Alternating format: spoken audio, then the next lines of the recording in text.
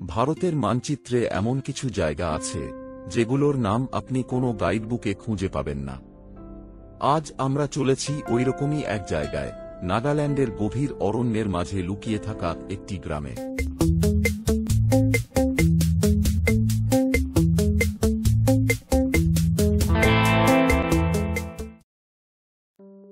এই গ্রামে যেতে হলে প্রথমেই পৌঁছাতে হবে নাগাল্যান্ডের রাজধানী কোহিমা অথবা মন জেলার কাছাকাছি কোনো বড় শহরে।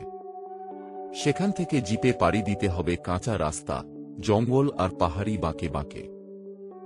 কোনো রাস্তায় মোবাইল সিগন্যাল থাকে না, কিন্তু প্রকৃতির সিগন্যাল কখনো হারায় না।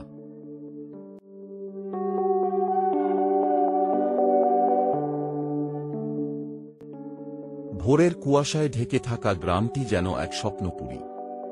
মাত্র কিছু ঘরবাড়ি, কাঠ ও বাঁশের তৈরি কুটির, আর আশেপাশে ঘন জঙ্গল। এখানকার মানুষদের চোখে এক ধরনের শান্তি, শহরের ব্যস্ততা থেকে বহু দূরে এক অন্য জীবন। গ্রামটির নাম হল ভিরু। ভিরুতে মূলত খিয়ামনিউঙ্গান এবং ইয়িংচুঙ্গার উপজাতির মানুষ বসবাস করেন। তাদের জীবন এখনও প্রকৃতির সঙ্গে গভীরভাবে জড়িত। তারা শিকার করে, বনজ দ্রব্য সংগ্রহ করে, আর নিজেদের ঐতিহ্য বহন করে চলেছে প্রজন্মের পর প্রজন্ম।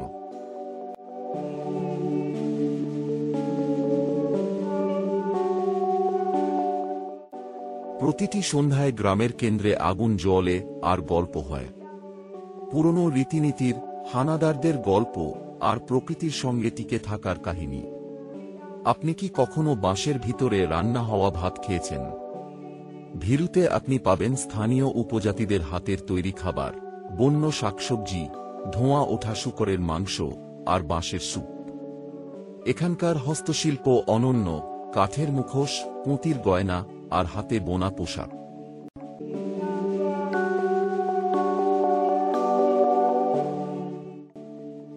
ভিরুর আশেপাশে ছড়িয়ে রয়েছে অসংখ্য ছোট ঝর্ণা ও জঙ্গলের ভিতর দিয়ে যাওয়া ট্রেকিং রুট। গাইড ছাড়া ঢোকা বিপজ্জনক, কিন্তু অভিজ্ঞতা একেবারেই জীবনের মতোই, অনিশ্চিত কিন্তু মনোমুগ্ধকর। এখানে হাঁটতে হাঁটতে আপনি শুনবেন পাখির ডাক, পাতার ফাঁকে হরিণের ছায়া, আর দূরে কোথাও বয়ে চলা ঝর্ণার শব্দ।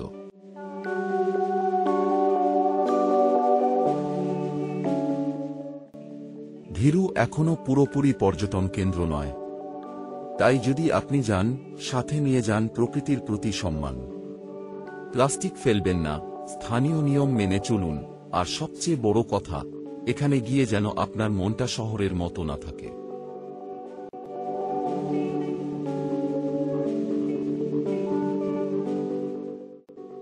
সময়কাল হল 3 থেকে 4 দিন।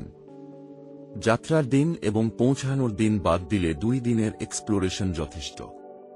তবে যদি আপনি প্রকৃতির মাঝে সময় কাটাতে চান, উপজাতিদের সঙ্গে ঘনিষ্ঠভাবে সময় কাটাতে চান, তাহলে 4 দিনের প্ল্যান ভালো। ভিরু গ্রাম নাগাল্যান্ডের মন ডিস্ট্রিক্টে অবস্থিত। এখানে পৌঁছানোর সবচেয়ে কাছের বড় শহর হল মন টাউন।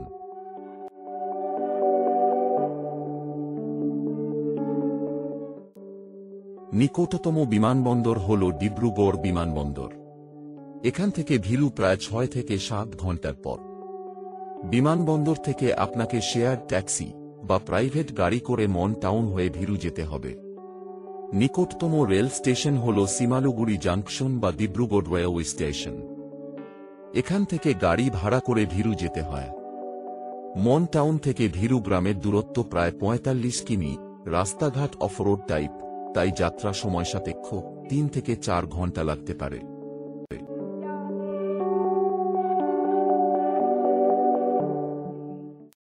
এখানকার রাস্তা একদম পাহাড়ি, অনেক সময় কাদামাটিতে ভিজে থাকে, তাই আবহাওয়া দেখে রওনা দিন।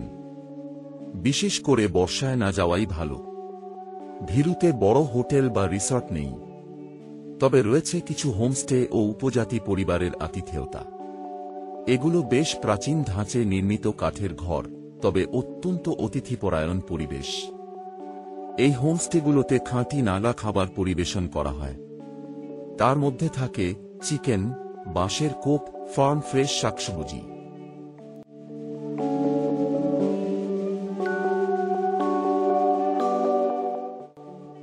ঘরে সাধারণ বেড, মশারি, কম্বল থাকে। বিদ্যুৎ সীমিত পরিমাণে পাওয়া যায়, ওয়াইফাই সাধারণত নেই বললেই চলে। প্রতিদিন জন প্রতি খরচ 1000 টাকা থেকে 1500 টাকা, থাকা প্লাস 3 বেলা খাবার সহ। অনেক হোমস্টেতে আগুন জ্বালিয়ে বসে গল্প করার সুযোগ থাকে, যেটা দারুণ অভিজ্ঞতা। অতিথি হিসেবে গেলে পরিবারগুলো সাধারণত স্নেহ ও সম্মান দিয়ে খাওয়ায়, তবে অগ্রিম বুকিং করে রাখা ভালো।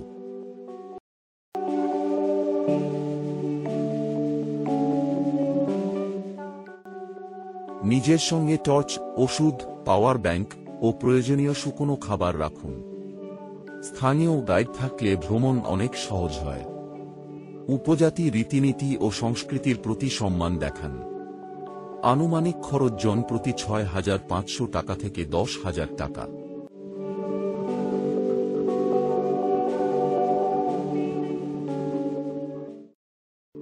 ভিরু কোনো বড় টুরিস্ট স্পট নয়।